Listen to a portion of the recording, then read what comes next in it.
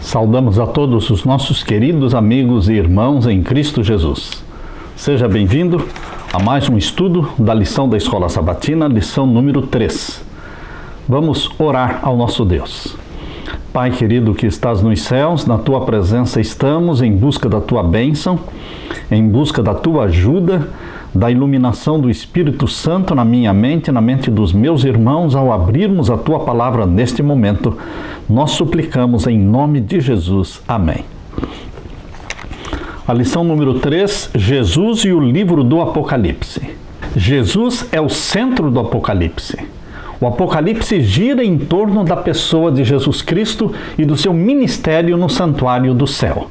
Assim como os evangelhos descrevem o ministério de Jesus Cristo na terra, enquanto ele esteve na terra, ele estava exatamente no pátio do santuário celestial. Isso é o que o planeta Terra é, o pátio do santuário celestial, e o altar de sacrifício é exatamente o Monte do Calvário. Porém, queridos, o Apocalipse, ele se concentra no ministério de Jesus Cristo, no lugar santo e no lugar santíssimo do santuário celestial. Por isso é importante destacar que aqueles teólogos ou aquelas pessoas estudiosas da Bíblia que viveram antes de 1844, por mais sinceros que eles fossem, eles não podiam entender as mensagens do Apocalipse. Por quê? As mensagens do Apocalipse se concentram no ministério de Cristo no santuário celestial. A menos que entendamos a doutrina do santuário, não vamos poder entender as mensagens e as profecias do Apocalipse. Tudo gira em torno do santuário celestial. Tudo gira em torno daquela grande sala onde está o trono de Deus, cercado, rodeado por 24 outros tronos, onde estão assentados 24 anciãos. Se não entendermos a doutrina do santuário celestial, não poderemos entender as profecias do Apocalipse. Na parte de domingo, a estrutura do Apocalipse. Para entendermos a estrutura do Apocalipse, deveremos também entender a estrutura do livro de Daniel. O livro de Daniel, ele é histórico e é escatológico. Ao mesmo tempo em que as profecias estão fundamentadas nos eventos históricos, por exemplo, Daniel capítulo 2, a estátua de Nabucodonosor com cabeça de ouro, peito e braços de prata, quadril de bronze, pernas de ferro e pés em parte de ferro e em parte de barro. Esta é a parte histórica. Porém, Deus usou a parte histórica unicamente como uma plataforma para apresentar o mais importante da profecia. O mais importante da profecia não é a parte histórica. É sim a pedra que foi lançada do céu, sem mão, e atingiu a estátua nos pés e estabeleceu o reino que não será jamais destruído. Queridos, a parte histórica e a parte escatológica, elas estão juntas, mescladas, inseparáveis. Também, no capítulo 7, nós vemos ali os 4 animais, o leão, o urso, o leopardo e o animal terrível com 10 chifres. Esta é a parte histórica, mas a parte histórica foi usada somente como uma plataforma para nos conduzir ao juízo, porque em Daniel capítulo 7, verso 25, diz que o chifre pequeno que surgiria no meio dos 10 chifres, esse chifre pequeno representando o poder papal, Daniel 7, 25, perseguiria os santos do Altíssimo, mudaria a lei de Deus e perseguiria os santos do Altíssimo por um tempo, 2 tempos, metade de um tempo, que são 1260 anos. Perseguição que começou em 538 e durou até 1798. Isto foi no verso 25 do capítulo 7. E no verso 26 diz que depois disto se estabeleceria o juízo. Mas o juízo estabelecer-se-á, e eles tirarão o seu domínio, ou seja, o domínio do chifre pequeno, para o destruir e para o desfazer até o fim, e o reino e o domínio e a majestade dos reinos debaixo de todo o céu serão dados ao povo dos santos do Altíssimo, e o seu reino será um reino eterno, e todos os domínios o servirão e lhe obedecerão. Isto é escatologia. Queridos, é impossível você separar os 4 animais, porque eles foram usados como plataforma histórica para conduzir você e a mim, o povo de Deus, na compreensão da escatologia, daquilo que aconteceria no tempo do fim. O tempo do fim começou em 1798. Percebam, o capítulo 2 nos leva historicamente até o ano 476 depois de Cristo. Porém, o mais importante é a pedra, é a volta de Jesus. Percebam que o capítulo 7 nos leva historicamente até o ano 1798. E então o verso 26 diz: e o juízo será estabelecido, mas não diz a data do juízo. Mas chegando no capítulo 8, ali começa a parte histórica com a Medopérsia, a Grécia e Roma, e depois estabelece o juízo, dizendo que o juízo aconteceria no final dos 2300 anos. Daniel capítulo 8, verso 14. Portanto, vejam, o capítulo 2 nos leva historicamente até o ano 476 e mostra a pedra, que é a volta de Jesus. O capítulo 7 nos leva historicamente até o ano 1798 e então fala que o juízo seria estabelecido.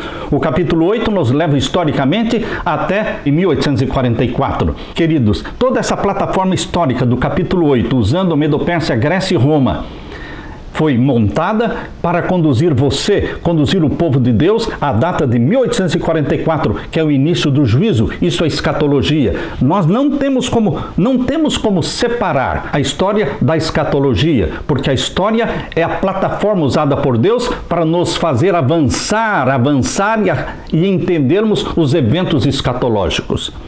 O capítulo 11, da mesma forma, a maior visão de Daniel, começando com a Medopérsia, depois Grécia e depois a divisão da Grécia nos 4 generais de Alexandre e então Roma, e assim por diante, usa a plataforma histórica para mostrar que no tempo do fim haveria sim a imposição da abominação desoladora, a abominação desoladora dos últimos dias, que seria imposta por Roma.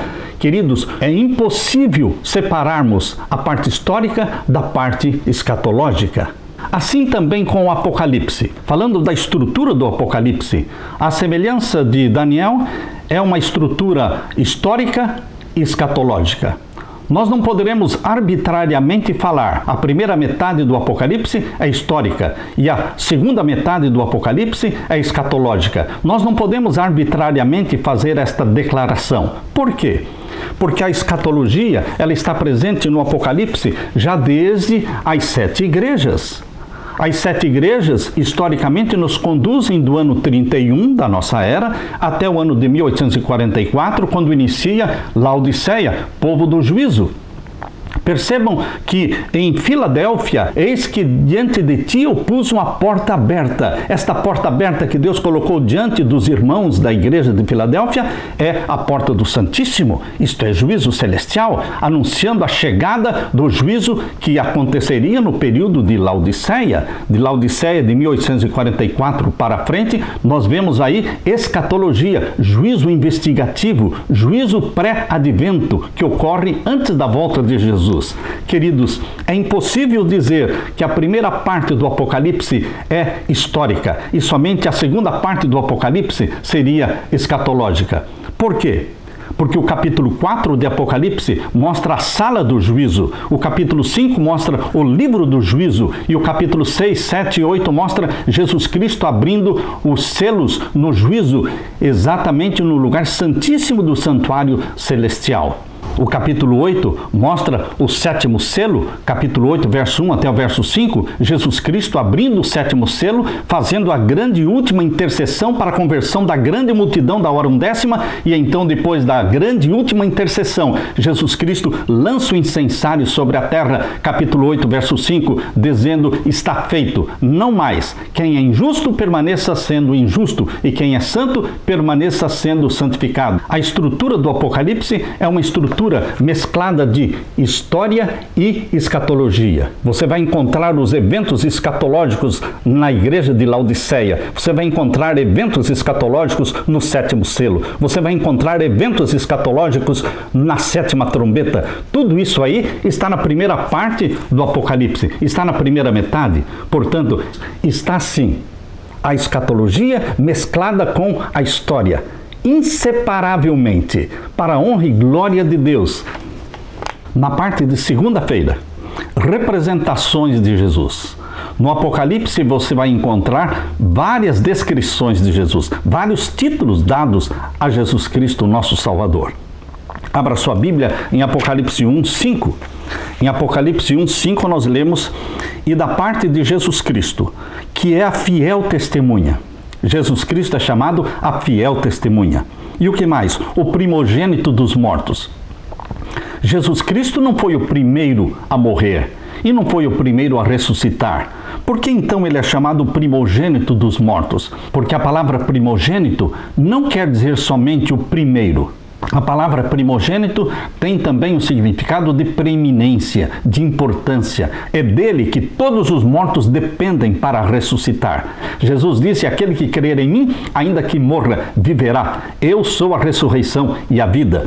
Portanto, queridos, aqui diz também que Jesus Cristo é o príncipe dos reis da terra. Jesus Cristo é o príncipe dos reis da terra, da nova terra. Está falando do novo céu e da nova terra. A nova terra estará dividida em 12 grandes nações. 12 grandes nações reconhecidas como as 12 tribos, tendo o nome de cada tribo num dos portões. São 12 portões da Nova Jerusalém e cada portão tem o nome de uma tribo. Aquela tribo, quando vier de sábado em sábado para adorar a Deus, quando vier de mês em mês na lua nova para adorar a Deus, eles entrarão por aquele portão da Nova Jerusalém, cujo nome da tribo está ali escrito. Queridos, serão 12 grandes nações e Deus estabelecerá reis sobre estas nações. Por isso diz aqui que Jesus Cristo será o príncipe dos reis da terra. E também diz em Apocalipse capítulo 21, Apocalipse capítulo 21 e o verso 24: e as nações andarão à sua luz. Portanto, na nova terra nós teremos nações, não 24, mas 12, conforme as 12 tribos de Israel. As nações andarão à sua luz e os reis da terra, não 200 reis, mas 12 reis, liderando as 12 nações. E os reis da terra trarão para ela, ou seja, para Nova Jerusalém, a sua glória e honra. E as suas portas não se fecharão de dia, porque ali não haverá noite. E a ela trarão a glória e a honra das nações. Queridos, bendito seja Deus que nos ilumina a mente. Jesus Cristo é chamado, sim, o Rei dos Reis.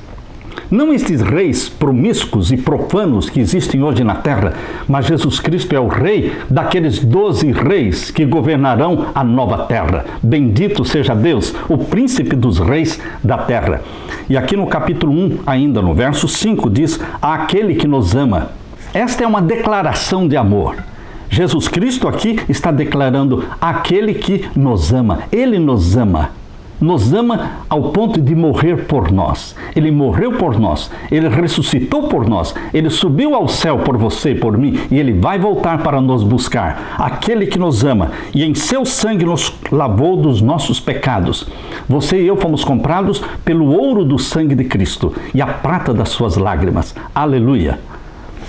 Abra a Bíblia agora em Apocalipse capítulo 1 e o verso 18. Apocalipse 1, 18 tem outro título dado a Jesus Cristo. E aqui lemos: e o que vivo e fui morto. Por que Jesus Cristo é aquele que vive e foi morto?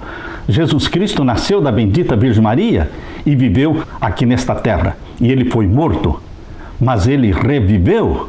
A sepultura está vazia, a sepultura está aberta. Cristo ressuscitou e porque ele vive, nós também viveremos. Aleluia! Por isso Jesus está dizendo: eu vivo e fui morto. Ele obteve a vitória sobre a morte.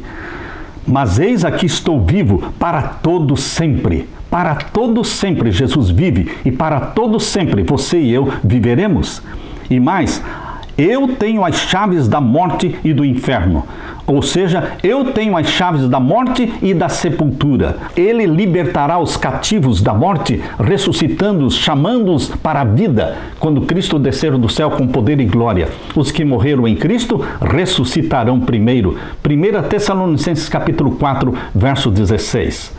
Também Apocalipse capítulo 5 e o verso 7 e 8. Abra sua Bíblia em Apocalipse capítulo 5 e os versos 7 e 8. Aqui lemos: e veio. Quem veio? Jesus Cristo, o leão da tribo de Judá. Ele veio e tomou o livro da destra do que estava sentado no trono. Quem estava sentado no trono? Deus Pai. No Santíssimo do Santuário Celestial, Deus Pai está sentado. O capítulo 4 descreve o trono de Deus, capítulo 4, verso 2, sendo rodeado por 24 outros tronos, capítulo 4, verso 4. E aqui o capítulo 5, verso 7, diz que Jesus Cristo, o leão da tribo de Judá, veio até o Pai no lugar santíssimo e tomou da mão do Pai o livro selado com 7 selos. E o verso 8 diz, e havendo tomado o livro, os 4 seres viventes, que são 4 querubins, e os 24 anciãos prostraram-se diante do Cordeiro, que é Jesus, tendo todos eles harpas e salvas, ou seja, incensários de ouro, cheias de incenso, que são as orações dos santos. Jesus Cristo, portanto, ele é o único digno de abrir o livro selado com 7 selos. E ele é adorado pelos 24 anciãos e adorado pelos 4 seres viventes, os querubins. Agora capítulo 19, abra sua Bíblia, em Apocalipse capítulo 19 e os versos 11 a 15.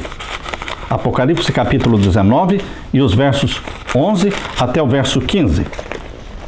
Essa é a descrição mais linda da volta de Jesus.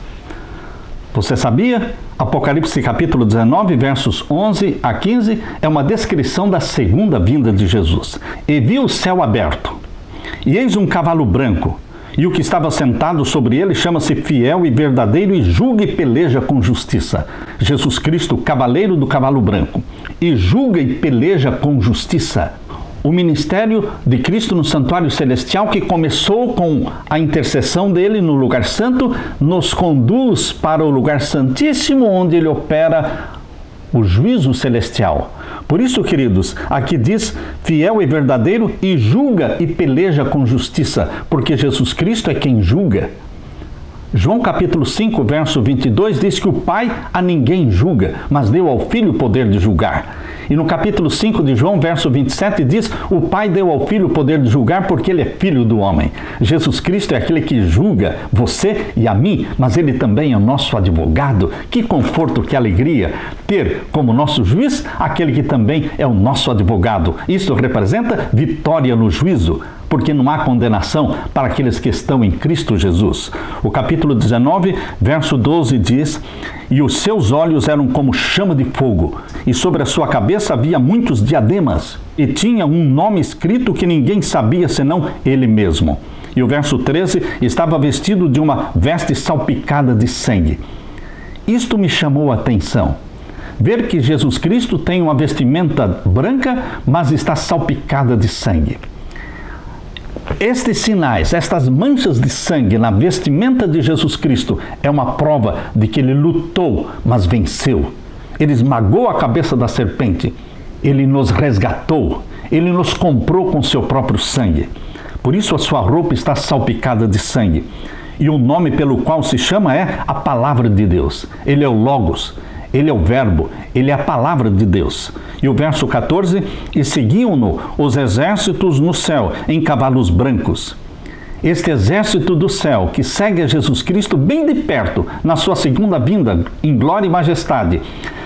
Provavelmente, queridos, eu entendo como sendo os santos de Deus que já estão no céu. Aquela multidão que ressuscitou com Jesus Cristo e que subiu ao céu com Jesus Cristo. Eles retornam com Jesus Cristo montados em cavalos brancos.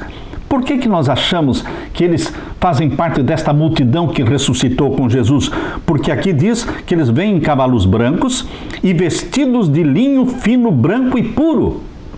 O próprio capítulo 19, verso 8, diz que este linho fino, puro e resplandecente é a justiça dos santos. Ou seja, queridos, você e eu somos cobertos pela justiça de Jesus Cristo. A vestimenta branca dos santos representa a justiça que eles receberam de Jesus. Eles descem do céu com Jesus Cristo e virão todos os milhares e milhares, milhões de milhões de anjos. Jesus Cristo volta com todos os anjos. Porém, bem perto, bem próximos de Jesus Cristo, estão os santos do Altíssimo, comprados pelo sangue de Jesus Cristo. Amém. Aleluia, por esta descrição gloriosa da volta de Jesus. Abra a Bíblia agora em Apocalipse capítulo 21 e o verso 6. Apocalipse capítulo 21 e o verso 6. Aqui lemos. E disse-me, está cumprido. Eu sou o Alfa e o Ômega, o princípio e o fim. A quem quer que tiver sede, de graça lhe darei da fonte da água da vida. Jesus Cristo é a fonte da água da vida. Ele nos dá de graça. A graça não é de graça. A graça custou o sangue de Jesus Cristo, mas ela chega até você de graça. Você não compra, você não merece. Nós recebemos por misericórdia a graça de Deus, a água da vida. Ele, Jesus Cristo, é o alfa, a primeira letra do alfabeto grego, alfa. E ele também é o ômega, a última letra do alfabeto grego. Portanto, ele é o princípio e o fim. Antes dele, nada existiu. Depois dele, nada existiria. Queridos, a quem quer que tiver sede, de graça lhe darei da fonte da água da vida. A graça divina está ao nosso alcance. A porta da graça foi escancarada quando Cristo morreu na cruz. E a porta da graça vai se fechar quando Jesus Cristo lançar o incensário sobre a terra. Capítulo 8, verso 5. Porém, queridos, nós estamos vivendo em tempo de graça. Aleluia! Pela graça divina. Terça-feira, o tema do santuário no Apocalipse. A Bíblia diz, em Hebreus capítulo 9, versos 1 em diante, que o santuário da terra, que pertencia à velha aliança, era somente uma cópia, uma ilustração do santuário celestial, mas que o verdadeiro santuário é o do céu, construído não por mãos humanas, mas pelo próprio Deus. Por isso aqui no capítulo 8, verso 1 e 2, diz, ora, a suma do que temos dito é que temos um sumo sacerdote tal que está sentado nos céus, à destra do trono da majestade, ministro do santuário e do verdadeiro tabernáculo, o qual o Senhor fundou e não o homem. Paulo, ele é profundo ao escrever sobre o santuário. O Apocalipse gira em torno do ministério de Jesus Cristo no santuário do céu. Por isso, quem não entende a doutrina do santuário está impossibilitado de entender as profecias do Apocalipse. No capítulo 1 de Apocalipse, o verso 12 e 13, nós lemos, e virei-me para ver quem falava comigo, e virando-me, vi 7 castiçais de ouro. Esta é uma cena do santuário terrestre, que mostra que no santuário terrestre, no lugar santo, existiam 7 candeeiros. E agora João viu em visão Jesus Cristo não no santuário da terra, mas no santuário do céu, andando no meio dos 7 castiçais de ouro do santuário celestial, exatamente o lugar santo do santuário celestial. O capítulo 1, verso 13 diz, e no meio dos 7 castiçais, um semelhante ao Filho do Homem, vestido até os pés de um vestido comprido e cingido pelos peitos com um cinto de ouro. Jesus está vestido com a veste de um sacerdote.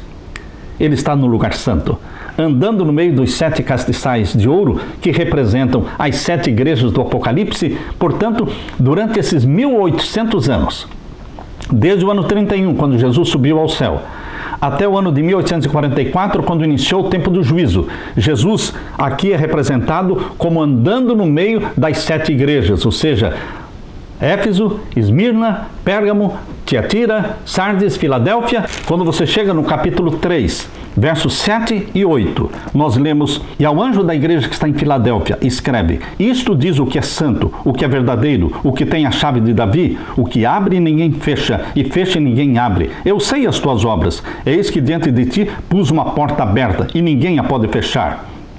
Queridos, para a igreja de Filadélfia, que foi de 1798 até 1844, Deus disse, eu pus dentro de ti uma porta aberta. Que porta aberta?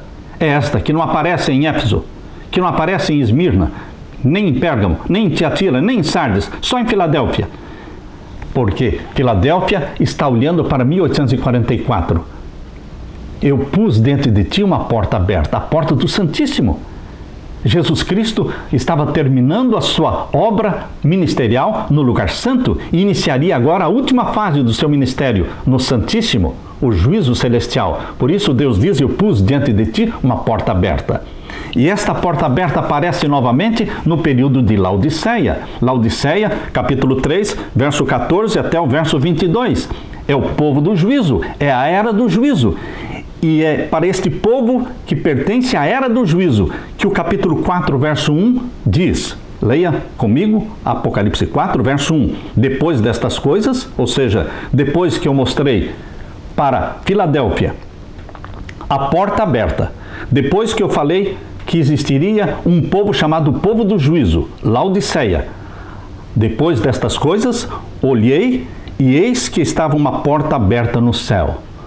Não é uma porta aberta para o céu, é uma porta aberta no céu. É a porta que dá vista para o Santíssimo do Santuário Celestial. E a primeira voz que como de trombeta ouvira falar comigo, disse: sobe aqui e mostrar-te as coisas que depois destas devem acontecer. Jesus Cristo tinha falado para Filadélfia da porta aberta. Jesus Cristo falou para Laodiceia sobre o povo do juízo, a era do juízo, a última fase da igreja cristã na terra. E agora mostra a sala do juízo. E o verso 2 diz, capítulo 4, verso 2, e logo fui arrebatado em espírito, e eis que um trono estava posto no céu, e um assentado sobre o trono. O trono está no Santíssimo do Santuário Celestial, onde sempre esteve. Porque no santuário da terra, a arca do concerto representava o Santíssimo. E no santuário do céu, o trono de Deus representa o Santíssimo. E ao redor do trono, capítulo 4, verso 4, e ao redor do trono 24 outros tronos, onde tem 24 anciãos assentados, vestidos de branco, e também com coroa de ouro sobre a cabeça. Queridos, são cenas do santuário.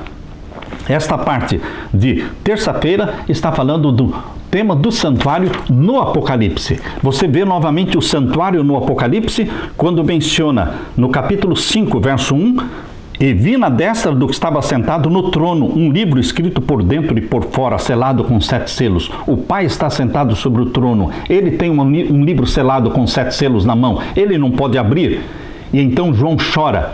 E então no capítulo 5, verso 5, um dos anciãos, que tem sentimentos humanos, fala para João, que é humano: não chores, João, eis aqui o leão da tribo de Judá, a raiz de Davi, que venceu para abrir o livro e desatar os seus 7 selos.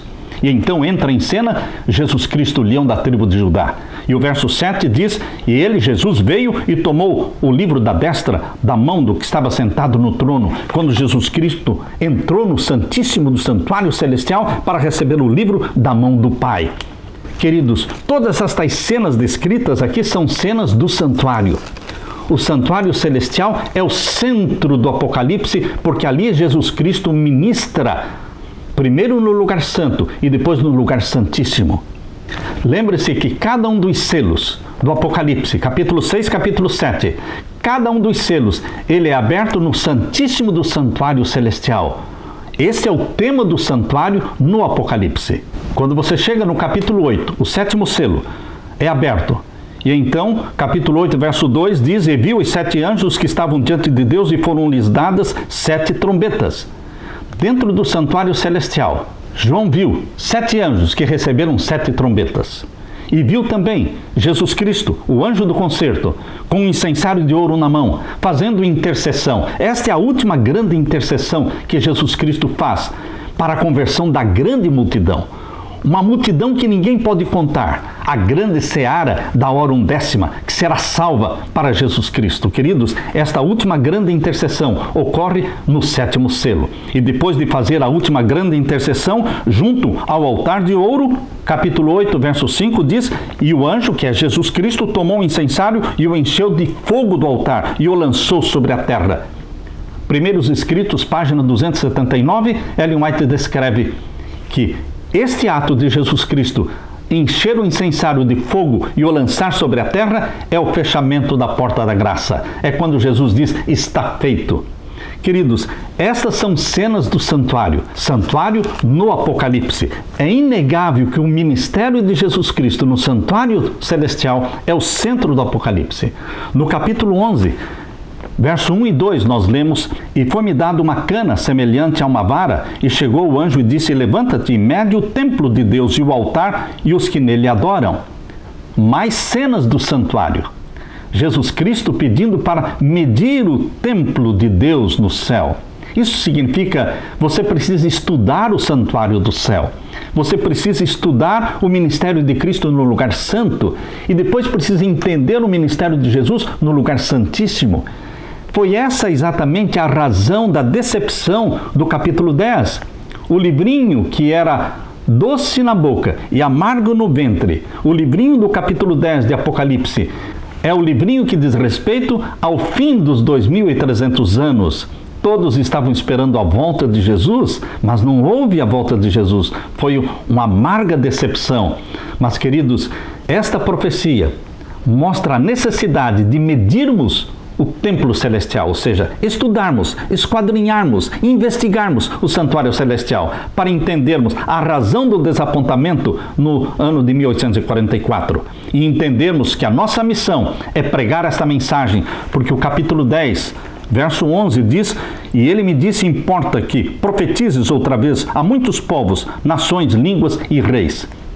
Nós não somos uma igreja que deveríamos estar de cabeça baixa, tristes, por causa do desapontamento. Nós somos uma igreja que aprendemos com o desapontamento, mas aprendemos que temos uma missão mundial, profética. Importa que profetizes outra vez. Por isso a Igreja Adventista está presente em mais de 200 países, pregando a breve volta de Cristo. Queridos, Apocalipse 11, 19... é mais uma cena do santuário celestial, o Santíssimo do santuário celestial. Capítulo 11, verso 19 diz: e abriu-se no céu o templo de Deus, e a arca do seu concerto foi vista no seu templo, e houve relâmpagos, e vozes, e trovões, e terremotos, e grande saraiva. E também o capítulo 14, verso 6. A primeira mensagem angélica, capítulo 14, versos 6 e 7. Temei a Deus e dai-lhe glória, porque vinda é a hora do seu juízo. Mais uma cena do santuário. Em Apocalipse capítulo 15, verso 5, mais cenas do santuário celestial. E depois disto, verso 5 do capítulo 15. Eis que o templo do tabernáculo do testemunho se abriu no céu. Abriu-se o templo de Deus no céu. E os 7 anjos que tinham as 7 pragas saíram do templo. Quando os 7 anjos desceram para derramar as pragas sobre a terra, eles saíram do templo celestial, do santuário celestial. E o verso 8, capítulo 15, verso 8 diz: e o templo encheu-se com o fumo da glória de Deus e do seu poder, e ninguém podia entrar no templo até que se consumassem as 7 pragas dos 7 anjos. Apocalipse capítulo 19.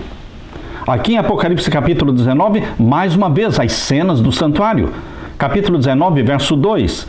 Porque verdadeiros e justos são os seus juízos, pois julgou a grande prostituta que havia corrompido a terra com a sua prostituição, e das mãos dela vingou o sangue dos seus servos.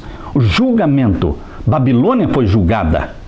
E aqui diz os verso 4, capítulo 19, verso 4. E os 24 anciãos e os 4 seres viventes, 4 querubins, prostraram-se e adoraram a Deus assentado no trono, dizendo: Amém, Aleluia. Desde o capítulo 4, a cena é a mesma. O trono de Deus cercado por 24 tronos. E esta cena permanece no capítulo 5, 6, 7, 8, 9, 10, todo o tempo. A cena é a mesma. E no capítulo 19, terminando o Apocalipse, Deus mostra mais uma vez, verso 4 do capítulo 19. E os 24 anciãos e os 4 seres viventes prostraram-se e adoraram a Deus assentado no trono. A mesma cena do capítulo 4. Queridos, o Apocalipse gira em torno do ministério sacerdotal de Jesus Cristo, no santuário do céu. Na parte de quarta-feira, Cristo no Apocalipse, parte 1. Tudo no Apocalipse, desde a sua estrutura até o conteúdo, tem um único propósito: revelar o ministério sacerdotal de Jesus Cristo no santuário do céu. Por essa razão, as primeiras palavras do livro do Apocalipse são revelações de Jesus Cristo. Sim, em Apocalipse capítulo 22, verso 10, abra sua Bíblia. Em Apocalipse capítulo 22 e o verso 10, diz assim: e disse-me: não seles as palavras da profecia deste livro, porque o próximo está o tempo. Lembre-se, quando você compara Apocalipse capítulo 22, verso 10, quando você compara com Daniel capítulo 12, abra sua Bíblia. Em Daniel capítulo 12, deixa o dedo lá marcando Apocalipse 22, verso 10, e vamos ler Daniel capítulo 12 e o verso 4. Daniel 12, verso 4, diz assim: e tu, Daniel, fecha estas palavras e sela este livro até ao fim do tempo, e muitos correrão de uma parte para outra, e a ciência se multiplicará. Queridos, o tempo do fim começou em 1798. De 1798 para cá, surgiram as sociedades bíblicas imprimindo Bíblia. 1804, Sociedade de Londres. 1816, a Sociedade Bíblica Americana. E assim todas as outras, espalhando Bíblia. Invadiu o mundo com a Bíblia. Jesus Cristo fez com que crescesse a ciência da salvação, a ciência da profecia. A ciência se multiplicará. Mas isto estava selado até este tempo. Ninguém podia entender esta profecia antes do tempo do fim. Era um livro selado. Porém, quando você lê o livro do Apocalipse, você descobre, aqui no capítulo 22, verso 10, no finalzinho do livro do Apocalipse, Deus fez questão de esclarecer o quê? Capítulo 22, verso 10. E disse-me, não seles as palavras da profecia deste livro, porque próximo está o tempo. O Apocalipse não é um livro selado, é um livro aberto. E ele foi aberto pelo nosso Senhor Jesus Cristo. É aqui que ele revela as coisas profundas de Deus. É possível entender o Apocalipse, sim, com oração, com humildade, ajoelhando-se aos pés de Cristo, antes de abrir o livro, antes de começar a leitura. O Espírito Santo nos conduzirá, verso por verso, cena por cena, profecia por profecia. O Apocalipse ele foi escrito em grandes ciclos de sete igrejas, 7 selos, 7 trombetas, 7 pragas. Os 3 grandes ciclos de 7 estão na primeira metade do livro e são históricos e escatológicos. Convido você para ler Apocalipse capítulo 1, verso 1 a 8. Revelação de Jesus Cristo, a qual Deus lhe deu, para mostrar aos seus servos as coisas que brevemente devem acontecer. E pelo seu anjo as enviou e as notificou a João, o seu servo. Aqui você vê a cadeia profética. Deus o Pai deu a revelação para o seu Filho, Jesus Cristo, e ele revelou para os seus servos as coisas que devem em breve acontecer. E os servos de Deus, como João, escreveu para todos nós, para todos os filhos de Deus lerem e entenderem. Bem-aventurado aquele que lê e os que ouvem as palavras desta profecia e guardam as coisas que nela estão escritas, porque o tempo está próximo. E o verso 7.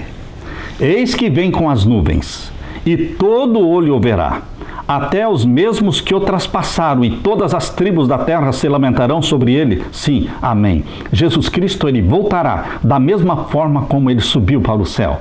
Em Atos capítulo 1, verso 9 a 11, diz que Jesus Cristo subiu entre nuvens.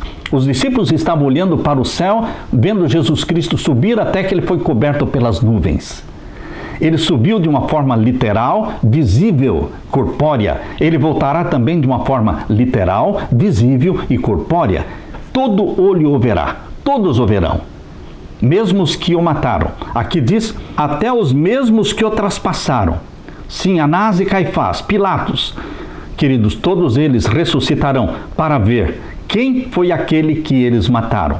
Eles vão participar de uma ressurreição especial. A ressurreição especial é mencionada no livro Grande Conflito, página 637. Ali diz, abrem-se sepulturas, e muitos dos que dormem no pó da terra ressuscitarão, uns para a vida eterna, e outros para vergonha e desprezo eterno. Daniel 12, verso 2. Todos os que morreram na fé da mensagem do terceiro anjo saem do túmulo, glorificados, para ouvirem um concerto de paz, estabelecido por Deus com os que guardaram a sua lei. E agora falando dos ímpios, os mesmos que o traspassaram, Apocalipse 1, 7.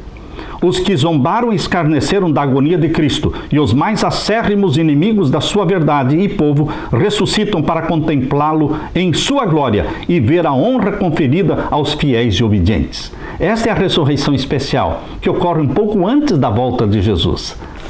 Na parte de quinta-feira, Cristo no Apocalipse, parte 2.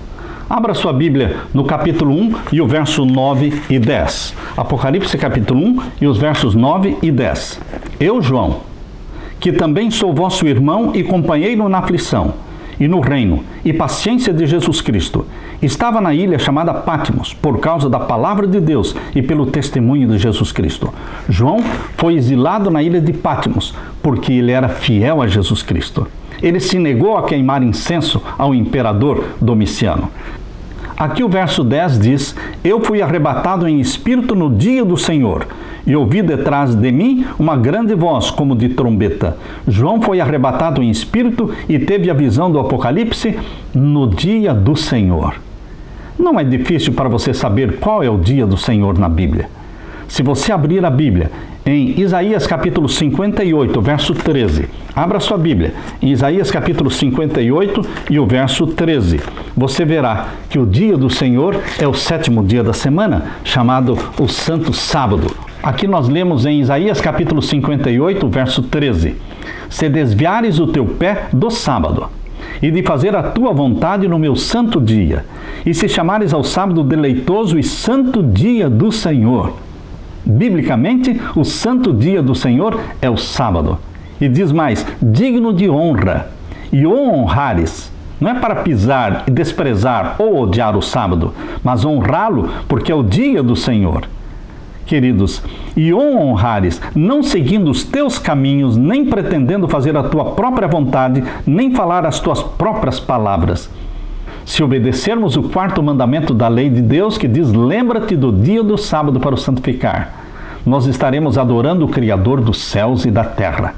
Por isso, adventistas, eles são o maior movimento criacionista do mundo, exaltando o Criador dos céus e da terra.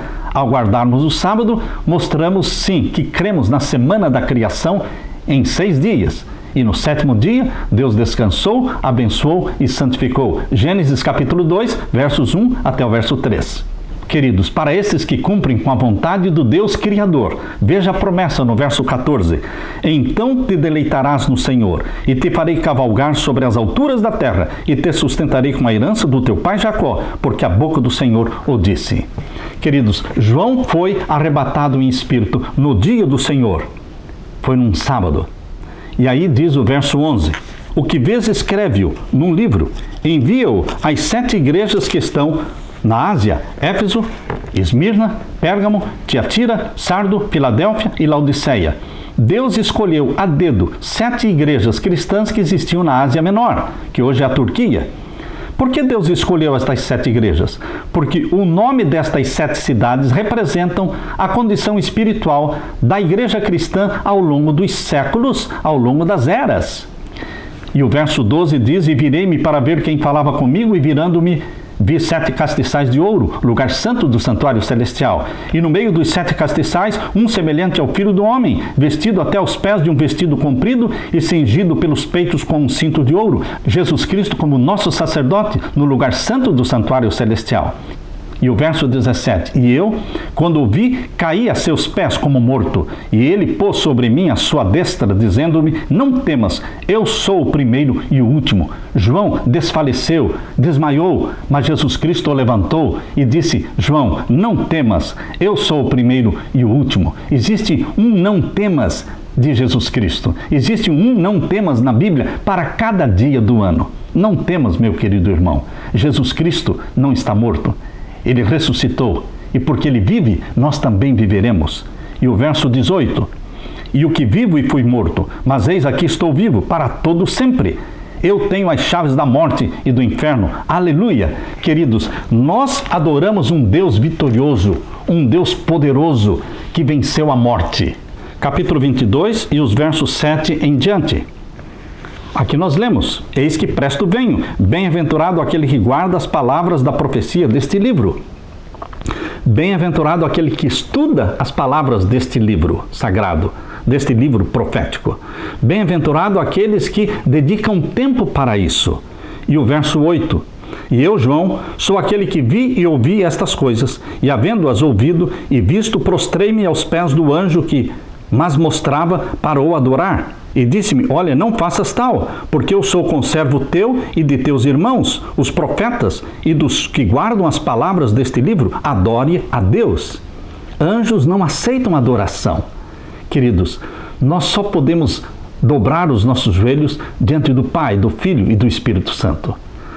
Diante de ninguém mais. O Apocalipse, o centro do Apocalipse, é o capítulo 12, 13 e 14. E queridos, ali no capítulo 13 aparece uma trindade satânica que exige adoração. Mas nós, os santos do Altíssimo, só nos ajoelhamos diante do Criador dos céus e da terra. Os próprios anjos dizem, adore a Deus. E o capítulo 22, verso 12 diz, eis que cedo venho, e o meu galardão está comigo para dar a cada um segundo a sua obra. É muito clara É muito clara a Bíblia quando diz que a salvação, a justificação é unicamente pela fé. Mas também a Bíblia é clara que diz que nós somos julgados pelas obras e o galardão é segundo a sua obra. Nós não podemos separar uma coisa da outra. Salvos pela fé, porém julgados pelas obras. Salvos pela fé, porém recompensados pelas obras. Eis que cedo venho e o meu galardão está comigo para dar a cada um segundo a sua obra. Eu sou o Alfa e o Ômega, o princípio e o fim, o primeiro e o derradeiro. Jesus Cristo é o centro do Apocalipse.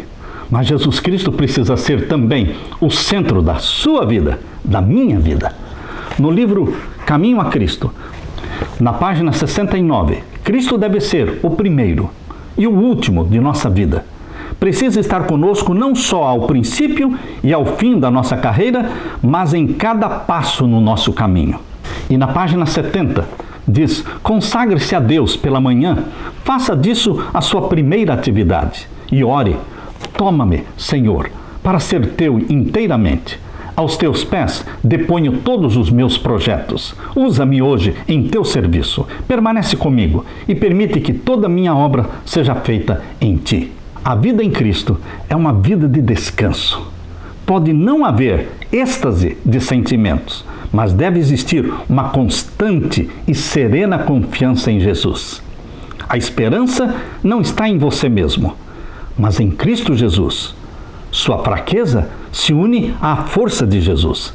A nossa ignorância se une à sabedoria de Jesus Cristo. A nossa fragilidade se une ao eterno poder de Jesus Cristo.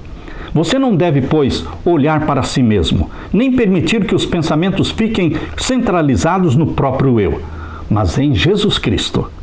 Pense constantemente no amor de Jesus, na beleza e perfeição do seu caráter.